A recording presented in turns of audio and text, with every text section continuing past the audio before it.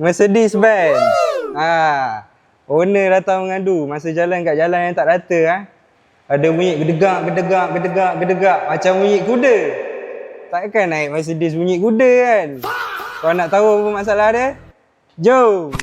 Okey kan, kembali lagi sama Transmatic Autobahn. So hari ni kat Transmatic Autobahn Puchong kita ada sebuah GLC 250. Okey, jadi owner GLC ni datang kat Transmatic Autobahn, dia mengadu bila di jalan kat permukaan jalan yang tak rata, ada bunyi gedegak bunyi gedegak kan, macam bunyi kuda. Tapi owner naik Mercedes bukan kuda. Okey, jadi apa masalahnya? Setelah kita buat checking macam biasa kat Transmatic Autobahn, kita buat full checking, kita akan check full body kereta tu dari bawah ke atas. Technician kita dapati dia punya truss arm Okey ni.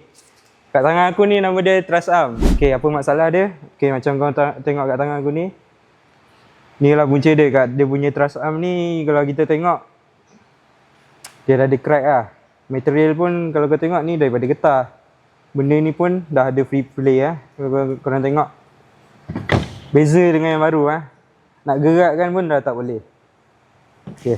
Jadi untuk truss arm ni dia antara part wear and tear untuk kereta juga Okey, truss arm ni function dia untuk stabilkan korang punya kereta supaya pemanduan kau lebih stabil dan lagi selesa Beza dengan kereta-kereta macam kereta biasa, kalau kau tengok kat bawah dia punya suspension system tu ada satu batang je. Tapi kalau untuk kereta konti macam kat belakang aku ni, dia punya support system untuk suspension dia memang banyak kan. Itu sebab masa korang drive tu rasa lagi stabil. Jadi macam kat belakang aku ni, proses untuk replacement dia punya truss arm Jadi customer pun dah proceed. Sekarang ni dalam proses lagi untuk pemasangan truss arm yang baru. Truss arm. Dah siap dengan truss arm. Pasti owner seronok dah sedap buat kereta. Lagi genting. Jadi kepada korang pengguna-pengguna Continental kat luar sana yang pakai Mercedes ke, Volvo, Porsche, BMW, kalau ada sebarang masalah nak buat checking, servis, repair aircon, boleh datang ke Transmatic Autobahn. Kita buka daripada hari Sabtu hingga Khamis. Jumaat saja cuti.